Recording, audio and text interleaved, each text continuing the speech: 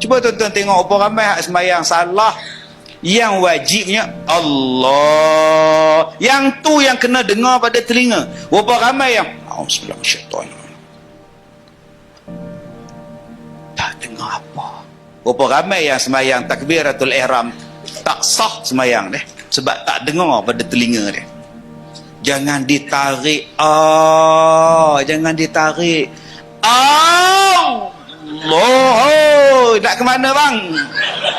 6 harakat kau belasah yang kena panjang Allah pendek Allahu Akbar. Bukannya bukan. Itu yang berlagu lagi. Berlagu di mulut satu, berlagu di tangan. Allah. Dah berapa kali ni bang? Berapa kali ni bang? Oi, duduk pula sebelah kita pula.